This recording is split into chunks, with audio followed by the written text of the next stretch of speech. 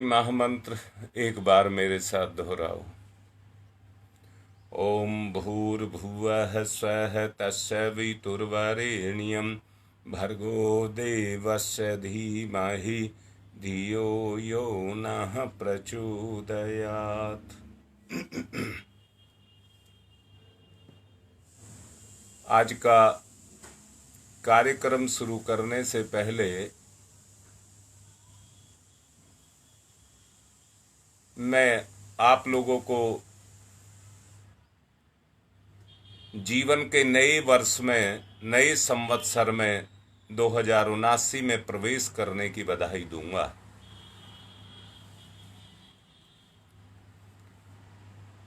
नवा उन्मेष सबके अंदर जगह, सबकी जिंदगी में फूल खिलें, सबकी जिंदगी में बहार आए, ऐसी शुभकामनाएं मैं आज प्रवचन के माध्यम से आप सबके लिए करूंगा।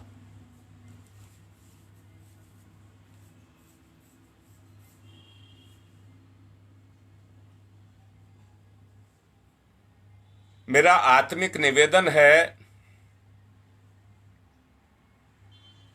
भगवान ने इस दुनिया में 84 लाख योनि बनाई हैं।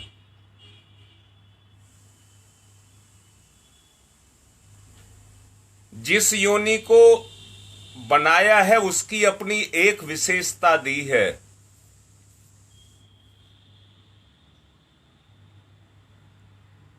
उसमें जितने भी जीव हैं उन सब की विशेषताओं में मेल जोल है। बात को ध्यान से समझना। उन सब की विशेषताओं में मेल जोल है, इसलिए उनकी आपस में पटरी मिलती है और वह आपस में मिलजुल करके रहते हैं। उनमें से एक योनि, इंसान की योनि भी भगवान ने बनाई है, परंतु इस इंसान को भगवान ने सारी विशेषताएं दे दी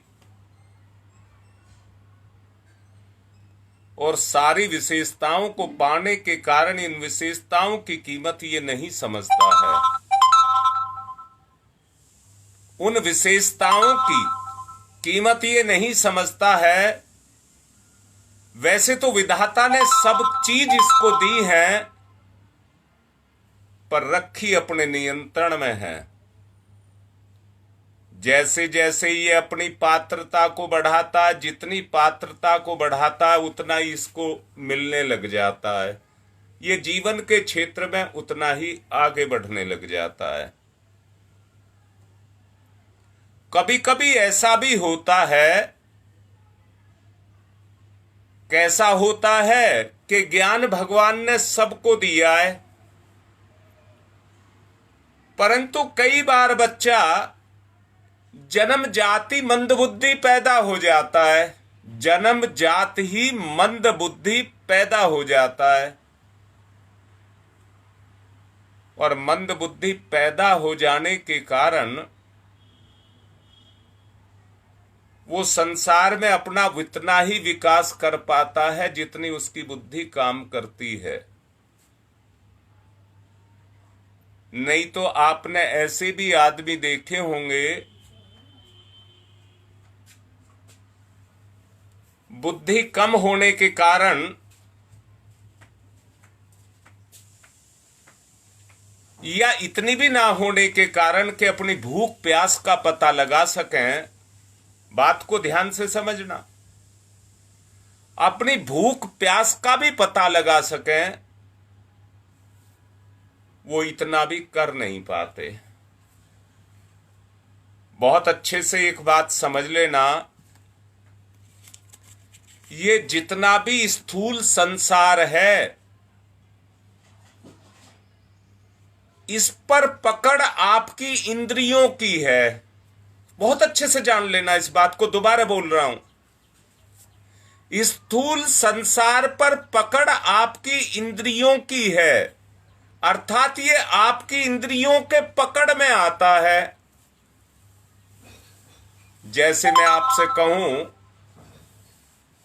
आग का अंगारा रखा हो और उसको उठा करके एक जगह से दूसरी जगह रखना हो तो उसे हाथ से नहीं रख सकते। एक जगह से दूसरी जगह या उसको छूने के लिए चिमटे का इस्तेमाल करते हैं। इसलिए भगवान ने भी ये हमको चिमटे दिए हैं, पकड़ने के लिए चिमटे दिए हैं।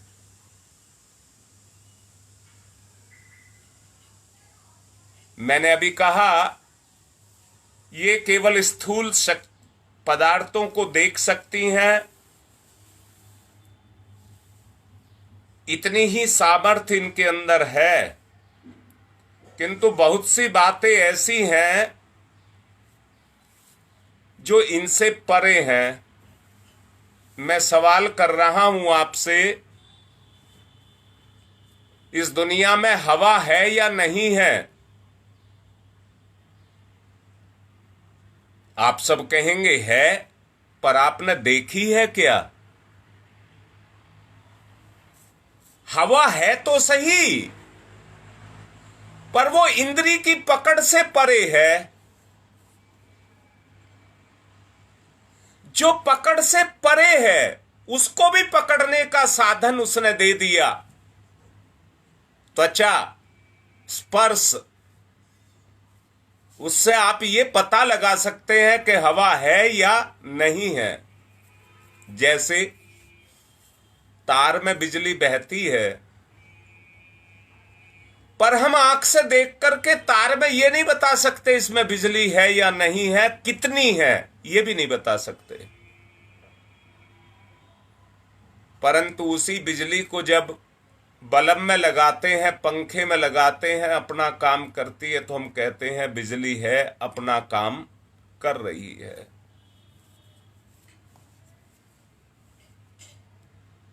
उसको अनुभव किया जाता है, उसका अस्तित्व नहीं है ये कहना अविवेक पूर्ण कहलाएगा। वो दिखाई नहीं पड़ती, किंतु उसकी प्रतिक्रिया शरीर पर पड़ती है, उससे उसका पता लगता है। अब परमात्मा के संबंध में कहिए, परमात्मा के संबंध में कहिए। परमात्मा के संबंध में अगर आप कहेंगे तो ऐसा कोई यंत्र हमारे पास तो है नहीं कि आंख की पकड़ में आ जाए, कान की पकड़ में आ जाए।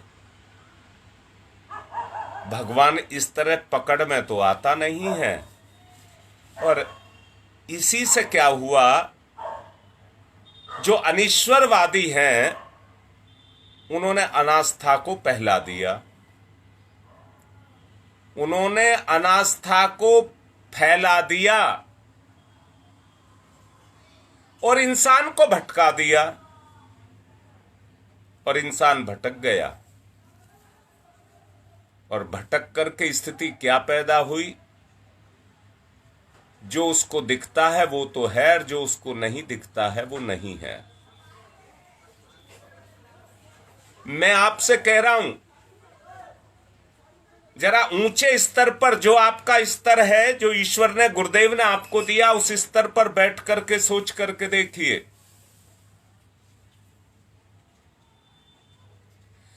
अगर उस स्तर पर बैठ करके सोच करके देखेंगे तो केवल एक ही बात पता लगती है, सारी की सारी दुनिया भागी दौड़ी चली जा रही है। लोभ मोह काम क्रोध के पीछे, लोभ के पीछे, भोग के पीछे, वासना के पीछे आज दुनिया भागी हुई चली जा रही है। वो उसकी पकड़ में आ रही है, वो उसकी पकड़ में आ रही है। अब मैं फिर से कह रहा हूं, भोग जीभ चखती है, जीभ को रस आता है, इच्छा जगती है, तो उसको पाने की कामना जगती है। ऐसी ही वासना है जिसमें इंद्रिय सुख मिलता है, पाने की इच्छा जगती है और वासना का भोग भोगता है। पैसा मिलता है, साधन आता है, सुख मिलता है, पाने की इच्छा जगती है और उसकी तरफ को भागता है। परंतु सच को ये देखो, दुनिया में भगवान का अस्तित्व है या नहीं है। मैं एक बात को कहना चाहूंगा, भगवान से पैदा हुई प्रकृति, प्रकृति से पैदा हुआ जीव, जीव से पैदा हुआ शरीर और शरीर से पैदा हुआ संसार। संसार के बारे में मैंने आप लोगों को समझाया था। जीव में पैदा हुई इच्छा, इच्छा से पैदा हुआ कर्म और कर्म से पैदा हुआ श्रम और श्रम से साकार हो गया, साकार हो गया। ये सिद्धांत है।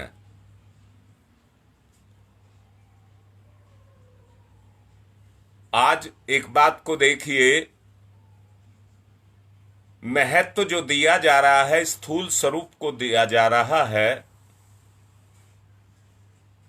मैंने अभी कहा, अगर परमात्मा नहीं होता तो प्रकृति कहां से होती, प्रकृति नहीं होती तो जीव कहां से होता, जीव नहीं होता तो शरीर कहां से आता, शरीर नहीं होता तो जो आज आप सम्मिलित इंद्रियों का 3 शरीर आपके बताए गए हैं, स्थूल सूक्ष्म और कारण, जो आज उसके सुख को आप भोग रहे हैं, बताइए आप कैसे भोग पाते।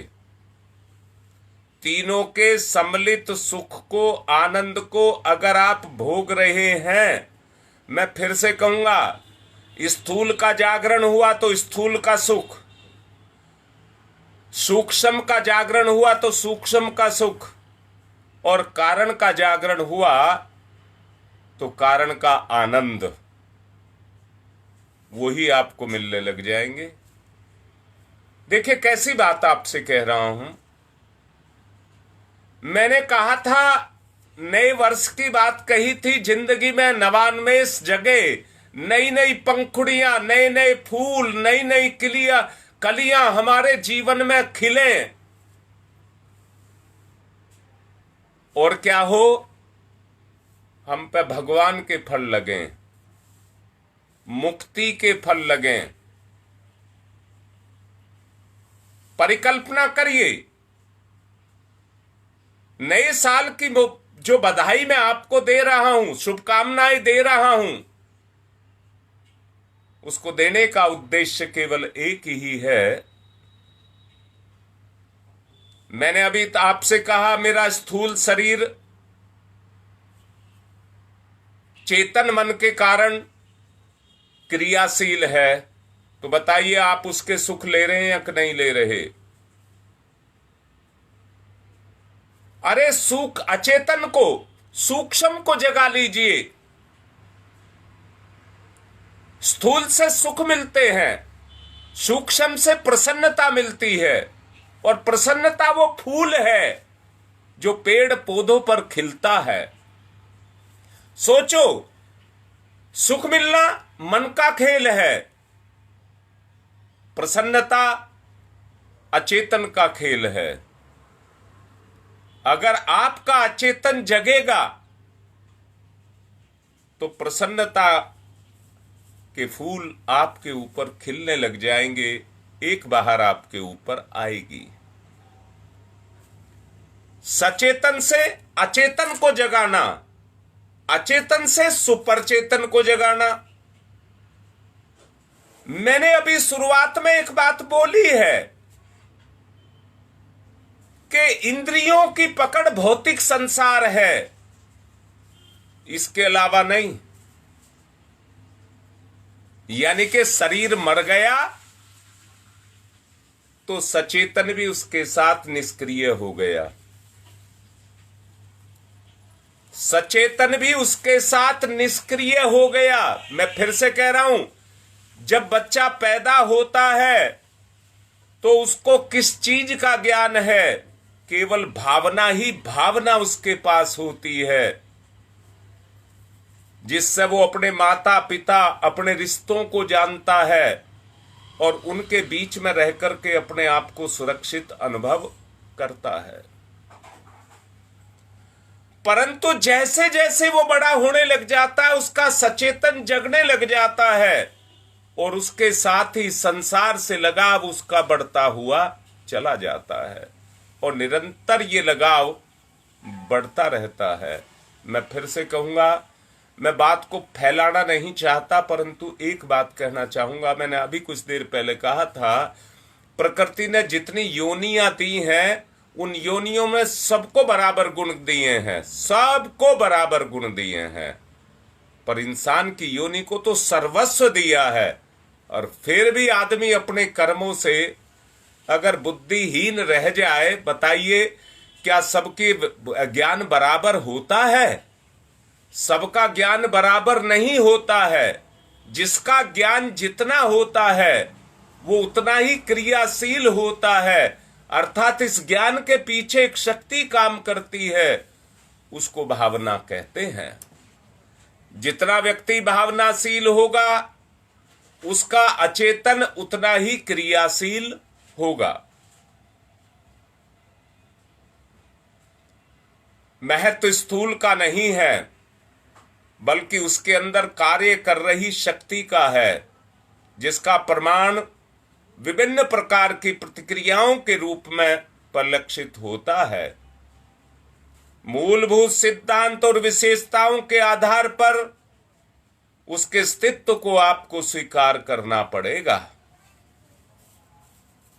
पदार्थ सत्ता का सूक्ष्मतम जो रूप है, जो कण है, उसको अणु कहते हैं। अणु, परमाणु कहते हैं। जितने साइंस के पढ़े होंगे वो जानते होंगे, जहां परमाणु है वहां 3 चीज मिलती हैं। उसका एक केंद्र होता है जिसको न्यूक्लियस बोलते हैं, उसमें न्यूट्रॉन प्रोटॉन होते हैं और उसकी सुरक्षा के लिए उसका एक ऑर्बिट होता है, कक्षा होती है, जिसमें उसके इलेक्ट्रॉन बड़ी तेजी से आंधी की तरह चारों तरफ घूमते रहते हैं अपने केंद्र की रक्षा के लिए, अपने केंद्र की रक्षा के लिए। आधुनिक खोजों ने यह बताया है कि परमाणु का स्वरूप की सारी मान्यताएं बदल गई। वर्तमान स्थिति यह है कि पदार्थ सत्ता का अस्तित्व खतरे में पड़ गया है। संभव है स्थूल जगत के अस्तित्व को ही अगले दिनों भ्रमपूर्ण कहने लगे, भ्रांति कहने लगे, जैसे आज भगवान को कह रहे हैं। अगर इंसान को सच्चा ज्ञान हो जाए तो संसार को भ्रांति कहेगा कि नहीं कहेगा? अब भगवान का सच्चा ज्ञान खत्म हो गया। खत्म शब्द नहीं कहना चाहिए, कम हो गया। कम हो जाने के कारण आदमी भ्रमित हो गया, भ्रमित हो गया, और भ्रमित होकर के आज स्थिति ये पैदा हो गई कि आदमी का अस्तित्व ही खत्म हो गया। अस्तित्व खत्म हो गया से मतलब क्या है? सच बताओ, आपको कौन मानता है? आपके प्रति किसकी भावना है, श्रद्धा है? कौन आपको प्रेम करता है? कौन आपको सम्मान देता है? आज आदमी का अस्तित्व खतरे में पड़ रहा है। सच को देखो, ये जो पैदा हुई है स्थिति, ये भ्रमपूर्ण स्थिति है। भ्रम के कारण ये स्थिति पैदा हुई है। इसलिए आज हमारा जीवन खतरे में पड़ा हुआ है। और मैंने अभी कहा यह संभव है, जैसे परिवर्तन आ रहा है परमात्मा की तरफ। मैं दुनिया को नहीं कह रहा, आप तो जा रहे हैं ना, परमात्मा के अस्तित्व को आप तो स्वीकार कर रहे हैं ना। पहले मैं इस बात को रोक करके एक बात को कहना चाहूंगा। भावना जहां है वह भगवान है, भावना जहां है वहां भगवान है। ये गांठ बांध लेना। जब कभी आपके अंदर अच्छे, सहज, सुहावने विचार आते हैं तो उस समय आपकी चेतना पर भगवान काम कर रहा होता है। जब आपके अंदर कठोर, कर्कश, तोड़ फोड़ के विचार आ रहे हों तो उस समय पर राक्षस काम कर रहा होता है। पहचान मुश्किल तो नहीं है, अपना मूल्यांकन कर सकते हो ना।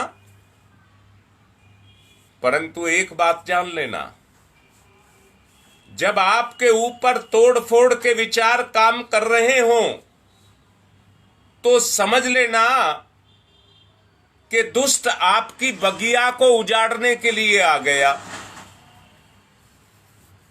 दुष्ट आपके विचार में आपकी जीवन रूपी बगिया को उजाड़ने के लिए आ गया। ऐसे में क्या किया जाए? बुरे विचारों पर नियंत्रण किया जाए।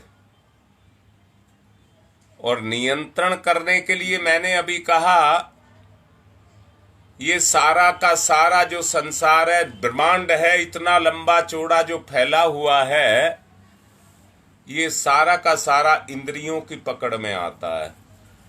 इस पर इंद्रियों का कंट्रोल है। अब मैं पूछूंगा, क्या आपका कंट्रोल अपनी इंद्रियों पर है? अगर है तो आपकी इंद्रियां राक्षस को नहीं घुसने देंगी।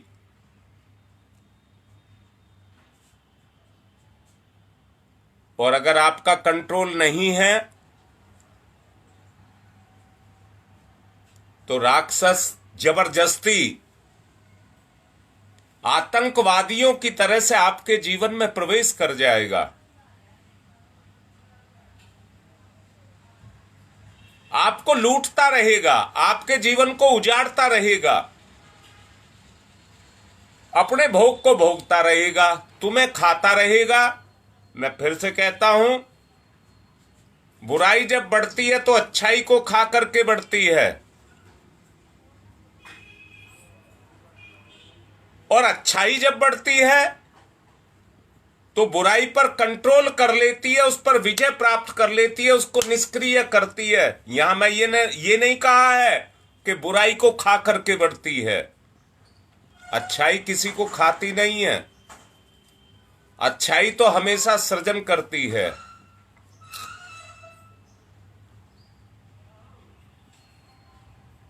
जब आपके अंदर अच्छाई जग रही हो तो मैंने कहा, ये मान लेना आपके अंदर भगवान आ गया है। अच्छे विचार जग रहे हैं, भगवान आ गया है।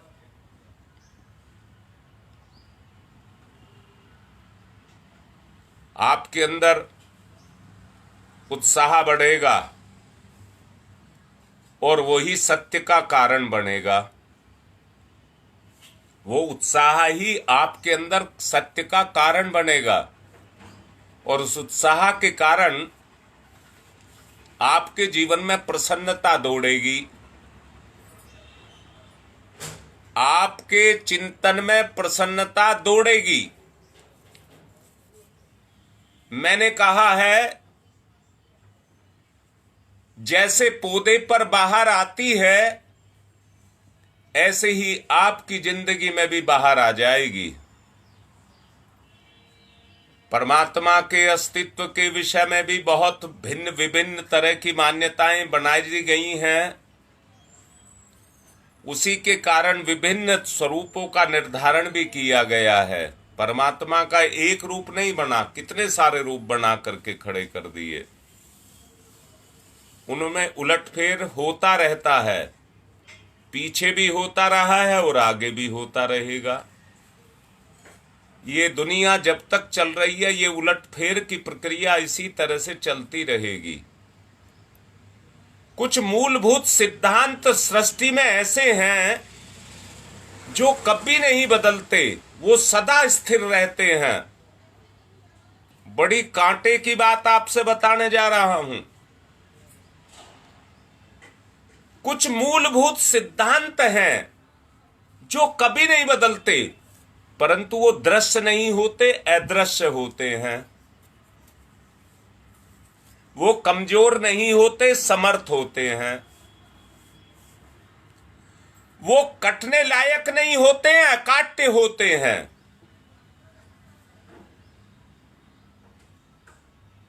जो अदृश्य परमात्मा के प्रमाण बनते हैं, अदृश्य परमात्मा के प्रमाण बनते हैं। परम पूज्य गुरुदेव की कृपा से उनको 4 भाग में विभक्त किया गया है। पहले को कहते हैं नियम व्यवस्था, दूसरे को कहते हैं सहयोग, तीसरे को कहते हैं विशालता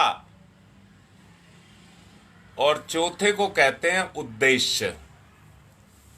बड़ी सरल बात आपसे कह रहा हूं। 4 मूलभूत सिद्धांत बताए, 4 मूलभूत सिद्धांत। पहला है नियम व्यवस्था। दुनिया में एक भी चीज बता दो, केवल इंसान को छोड़ करके, जो ऊपर वाले के नियम के अनुसार ना चल रही हो। गुप्ता जी लाइन पर हैं, फिजिक्स के वो लेक्चरार रहे हैं। अणु से लगाकर, परमाणु से लगाकर परमात्मा तक सब कुछ एक व्यवस्था में बंधा है। गुप्ता जी स्वीकृति दो, बंधा है कि नहीं बंधा है? पर इंसान को उसका मां बाप भी नहीं बांध पाया। वो अपने सिद्धांतों में अपने आप बनता है, परंतु जानता नहीं है वो अपने पापों से, बुराइयों से अपने आप को बांध लेता है। और बांधने के कारण उस बंधन को अपने जीव के ऊपर लाद लेता है। शरीर से तो सुख पाता है, सुख के लिए वो उस काम को करता है, इंद्रियां उसका साथ देती हैं, परंतु चेतना बंध गई जी, चेतना बंध गई। अरे जीव ही जकड़ गया। मैंने कहा है परमात्मा के बगैर प्रकृति नहीं है और प्रकृति के बगैर जीव नहीं है, और जीव जकड़ गया परपंच। परपंच माने 5 इंद्रियां, उनके विकारों में।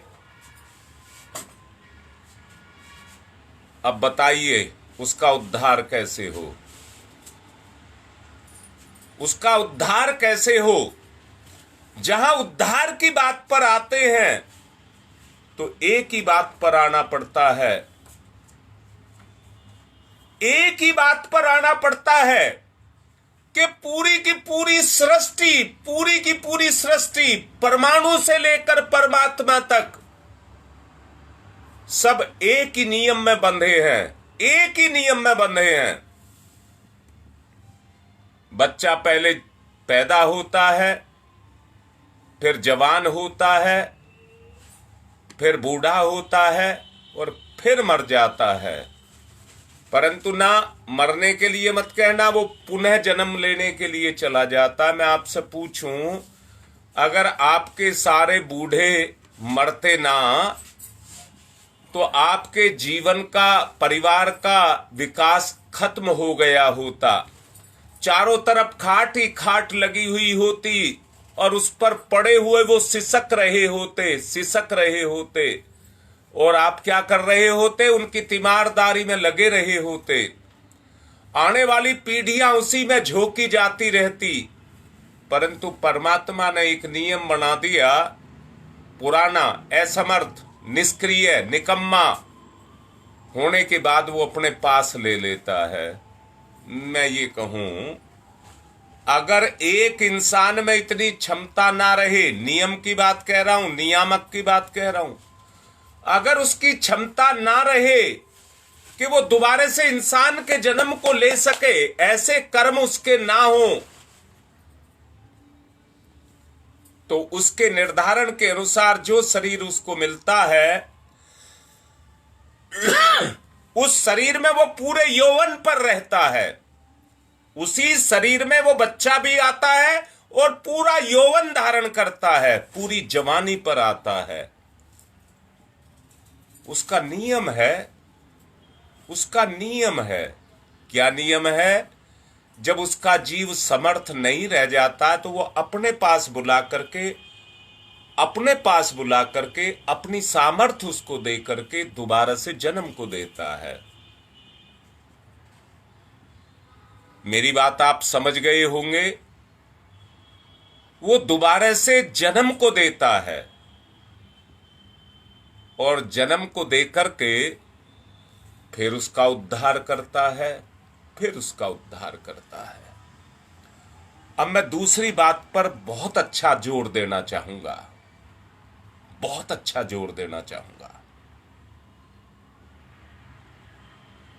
मैं दोबारा से कह रहा हूं और बहुत जोर दे करके कह रहा हूं, जिस तरह गुप्ता जी अपने अनुभव लिखते रहते हैं, बताओ इससे क्या हो जाएगा गुरुजी, प्रणाम। अपने अनुभव लिखो, और अनुभव लिखने का मतलब है कि जब आप बात को ध्यान से सुनेंगे तो आपकी चेतना अंदर से फूट करके चलेगी। अरे नया साल शुरू हुआ है, हमारी जिंदगी की डालियां भी फूटने लग जाएं, इसमें कोमल कोमल पत्ते फूटने लग जाएं, वो केवल एक ही चीज से हो सकता है, उसको कहते हैं सहयोग। जैसे मैंने कहा, पूरी दुनिया नियम से बंधी है, वो नियम और कुछ नहीं है, सहयोग है, सहयोग। जो अच्छाई पर चलता है, ईश्वर का सहयोग उसको मिलता है। प्रकृति भी अपने जीव का सहयोग करती है, जीव भी अपने शरीर के साथ सहयोग करता है। आप देखिए, आपका कितना लगाव है। आप तो एक सामान्य प्राणी हैं, परंतु आपका अपने शरीर, अपने घर, अपने बच्चे, अपनी नौकरी, अपना व्यवसाय, जो कुछ भी संसार में है, उससे आपका कितना लगाव है।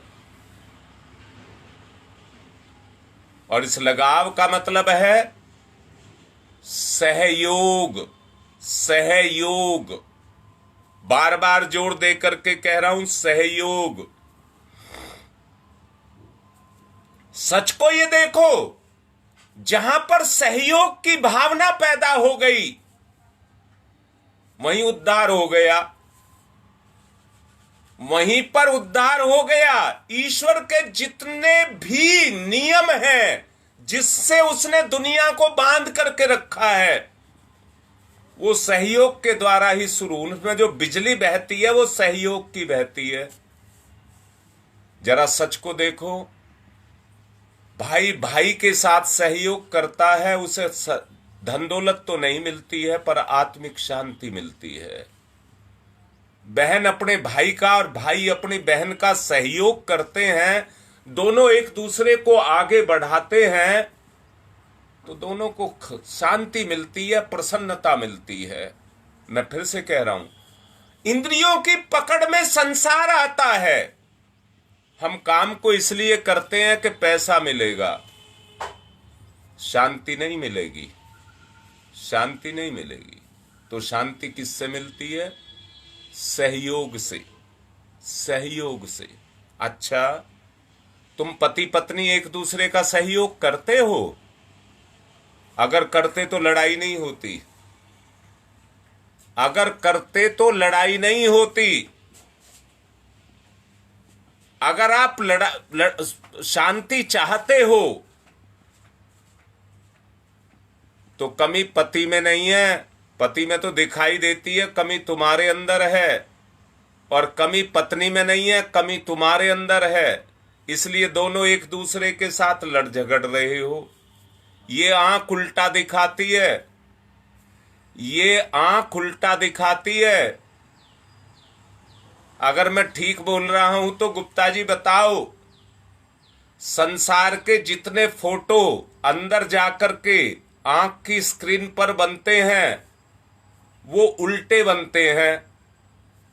संसार के जितने भी फोटो हैं वो उल्टे बनते हैं, पर उल्टे उल्टे उल्टे उल्टे होकर के वो सीधे नजर आते हैं, क्योंकि हम रम गए उसमें, हम रम गए तो उल्टा ही सीधा नजर आता है, इसलिए हम उसकी तरफ चलते हैं।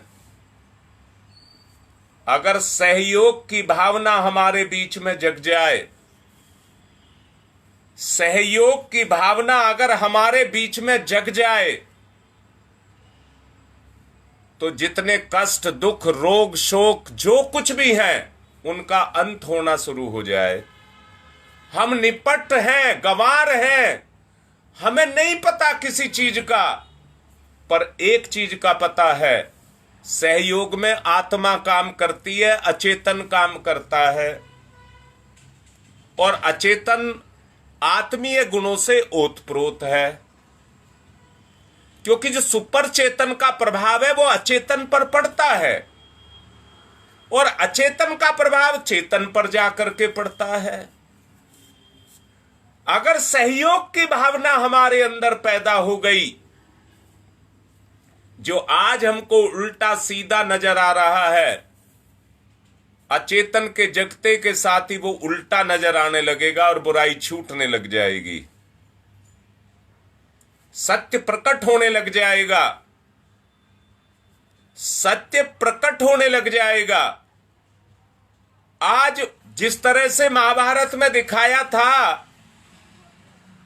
कि जहां धरती दिख रही थी वहां पानी था, और जहां पानी दिख रहा था वहां धरती थी,